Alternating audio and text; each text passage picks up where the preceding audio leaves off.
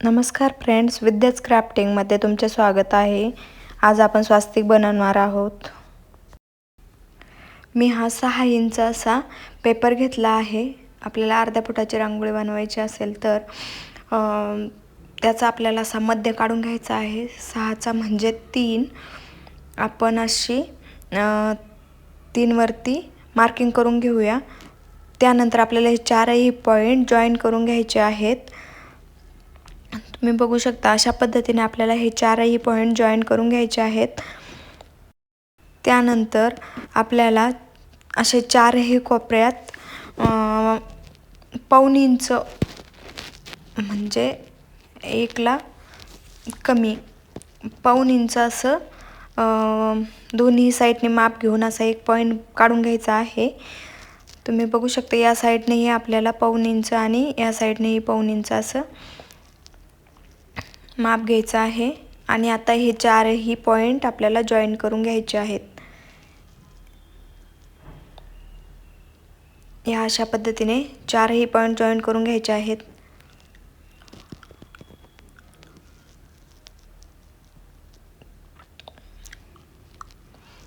त्यानंतर आपल्याला अशा पद्धतीने एक लाईन मारून घ्यायची आहे दोन्ही साईडने. त्यानंतर अशी पुन्हा सेंटरवरून एक लाईन मारून घ्यायची आहे. मी कशी लाईन मारते ते व्यवस्थित बघून तुम्ही डिझाईन काढा. आता आपली स्वास्तिकची डिझाईन तयार आहे. त्यावरती मी एक OHP शीट घेतले आहे A4 साईजचे. व्यवस्थित ठेवून आपण परमनंट मार्करने डिझाईन काढून घेणार आहोत. अशा पद्धतीने व्यवस्थित आपल्याला OHP शीटवरती डिझाईन काढून घ्यायची आहे.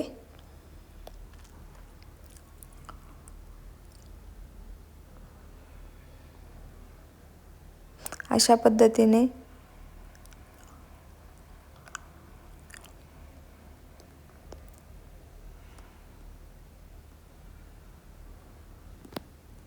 त्यानंतर आपल्याला एका वाटीत फॅब्रिक ग्लू घ्यायचा आहे.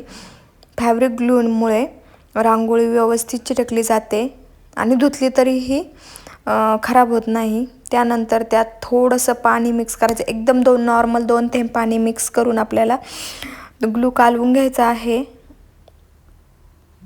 आणि व्यवस्थित डिझाईनवरती ॲप्लाय करायचा आहे. अशा पद्धतीने आपल्याला लय पातळ असा ग्लू करायचा नाही आहे, त्यामुळे रांगोळी विरघळते आणि तुकडे पडतात. आपल्याला अशा घट्ट असा ग्लू घ्यायचा आहे आणि असा डिझाईनवरती व्यवस्थित ॲप्लाय करून घ्यायचा आहे.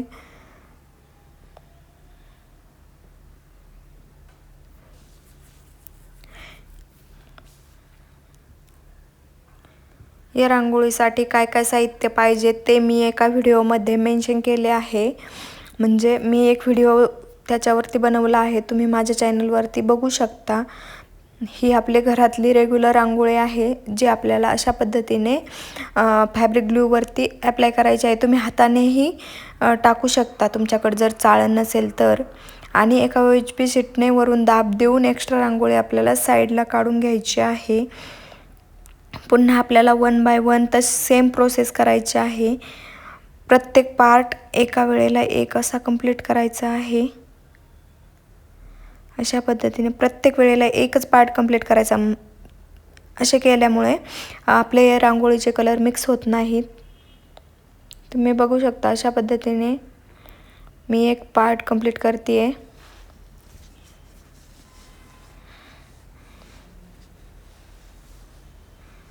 याच्यामध्ये मी ग्रीन कलर ॲप्लाय केला आहे. तुम्ही रांगोळीचे तुमचे कुठलेही फेवरेट कलर घेऊ शकता.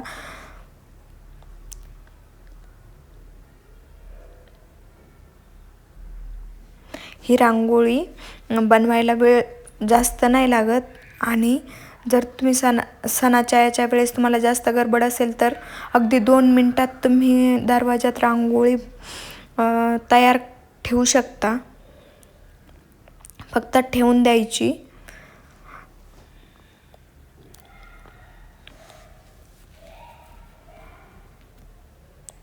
अशा पद्धतीने व्यवस्थित ग्लू लावून प्रत्येक वेळेला एक एक पार्ट कंप्लीट करून घ्यायचा आहे. यानंतर मी ऑरेंज कलर वापरला आहे. तुम्ही बघू शकता कलर कॉम्बिनेशन व्यवस्थित चॉईस केले तर रांगोळी खूप सुंदर दिसते. आणि ही रेडी रांगोळी सध्या ट्रेंडिंगला आहे, त्यामुळे खूप खूप लेडीज बनवतात. तुम्ही नक्की बनवून बघा.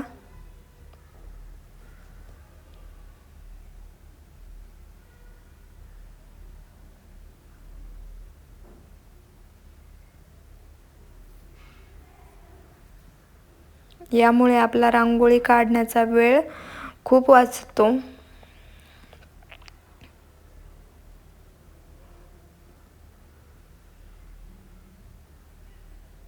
आणि लहान मुलं असतील तर रांगोळी पुसून टाकण्याचीही भीती नसते, कारण की ही रांगोळी मुले घेऊन फिरली तरी खराब होत नाहीत.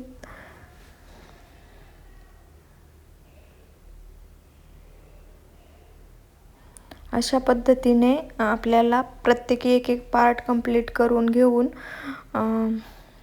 हा एक फर्स्ट लेयर आपल्याला 2 तासासाठी सुकण्यासाठी ठेवायचा आहे. त्यानंतर 2 तास ही रांगोळी सुकल्यानंतर आपल्याला सेकंड लेयर देऊन घ्यायचा आहे. याच्यावरती पुन्हा फॅब्रिक ग्लू लावून घ्यायचा आहे. अशा पद्धतीने एकदम अलगद हलक्या हाताने आपल्याला सेकंड लेयर देऊन घ्यायचा आहे.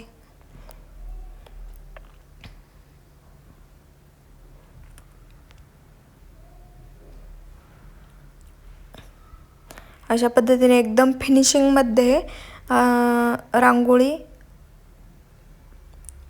ॲप्लाय करायची आहे. आणि थोडंसं हलक्या हाताने दाब देऊन एक्स्ट्रा रांगोळी आपल्याला पुन्हा साईडला काढून घ्यायची आहे. सेकंड लेयर दिल्याने फिनिशिंग खूप सुंदर येते. आणि काही ठिकाणी जर फर्स्ट लेयरमध्ये रांगोळी चिटकवायची राहिली असेल तर सेकंड लेयरमध्ये ती व्यवस्थित चिटकून जाते.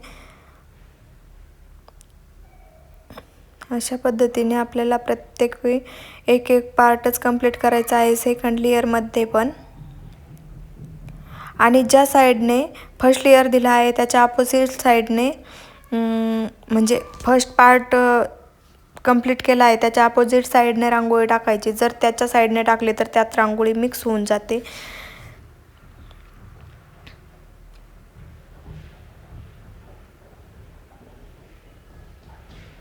अगदी कमी खर्चात ही रांगोळी बनवून तयार होते. आपल्याला फक्त फॅब्रिक ग्लू आणि ब्रश वगैरे ह्या वस्तू आणायला लागतात, कारण की रांगोळी आपल्या घरातच असते. तीच रांगोळी यूज करायची आहे. अशा पद्धतीने पुन्हा आपल्याला 2 तास रांगोळी सुकायला ठेवायची आहे. त्यानंतर आपण ॲक्रेलिक व्हाईट कलरने बॉर्डर करून घेऊया. तुम्ही कुठलाही कलर वापरू शकता.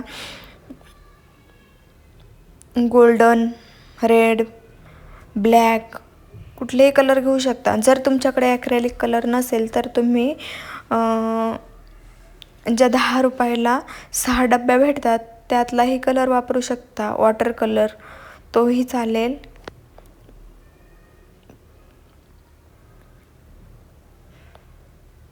अशा पद्धतीने व्यवस्थित आपल्याला बॉर्डर करून घ्यायचे आहे.